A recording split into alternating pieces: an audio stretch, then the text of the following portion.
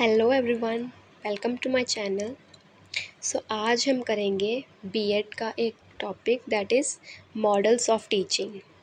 इस वीडियो में हम कवर करेंगे इंट्रोडक्शन, मीनिंग ऑफ मॉडल्स, इसकी definition, elements of models, need of models in teaching and 3 main type of models.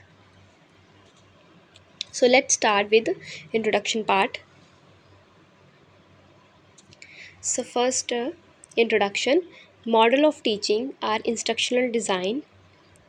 They create a specific learning environment. Students interact actively in this environment. This interaction leads to desirable changes in learner behavior. Next is models, its meaning and features. Models are the blueprint of teaching. They are modified copies of real objects. They are three-dimensional representation of real objects. They motivate students to learn. They make the teaching learning process more effective.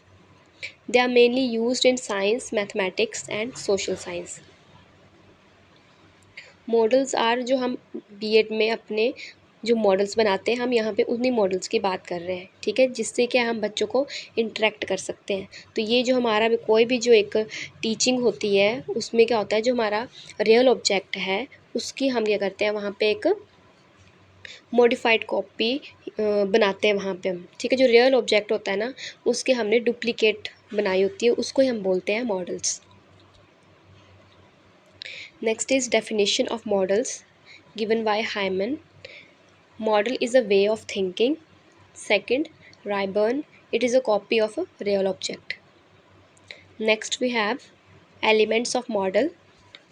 First is focus. In focus, teaching material is the different from other in term of objective. They are produced by keeping in view the objective. Elements of model means कि हम जब element मतलब किसी model को हम select कर रहे हैं, तो हमें कोई भी हम मॉडल सेलेक्ट कर रहे हैं जो हमें बच्चों को प्रेजेंट करना है, तो हमें कुछ चीज़ों के ऊपर फोकस करना पड़ेगा। जैसे हमें पहले अपने ऑब्जेक्टिव पता होने चाहिए, हमने कौन सा ऑब्जेक्टिव है, तो उस ऑब्जेक्टिव के बेसिस पे हम उस मॉडल को सिलेक्ट करेंगे। Next is syntax.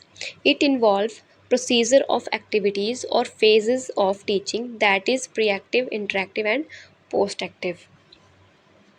जो भी हम एक्टिविटीज़ परफॉर्म करेंगे, ठीक है, और जो भी हमारे फेजेस होते हैं टीचिंग के, ये उसको इन्वॉल्व करता है। Next is principle of reaction. It involve how teacher and student are reacting and responding upon each other. Next is social system. It is concerned with activities which performed by teacher and student and their mutual relationship are discussed. जब teacher और student जो हैं आपस में activity perform कर रहे हैं, तो उस टाइम पे जो सिस्टम बन रहा है वहाँ पे उनके बीच में जो म्यूचुअल रिलेशनशिप बन रही है, उसको हम बोल रहे हैं social system. Next is support system. It involves evaluation process in checking teacher objectives. Next है हमारे पास application. It is applicable in classroom area. It is important teaching material. Next है हमारे पास need of models. मतलब हमें models की क्यों ज़रूरत है। सबसे पहले हमारे पास है गाइडेंस, ताकि हम बच्चों को क्या है उसकी जो हम उसको अच्छे से इफेक्टिवली टीच करवा पाएँ.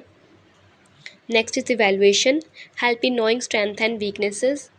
Third is plan work, help in planning the strategy for different courses. Fourth is curriculum for different classes. Fifth, cognitive development. Sixth, achieve objective. Seventh, skill development. Eighth, selection of teaching method. Ninth, improvement of teaching.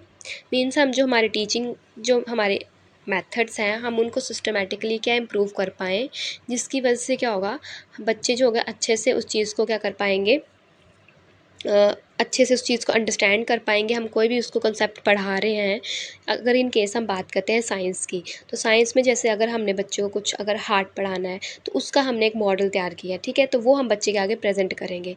तो वहाँ पे क्या होगा, उसकी क्या है, एक उसकी कंसेप्ट बिल्डिंग अच्छी होगी, ठीक है। और उससे बच्चा क्या है हम अच्छे से चीज़ों को समझेगा और हमारी टीचिंग लर्निंग जो प्रोसेस है वो भी क्या होगा, अफेक्टिव बनेगा।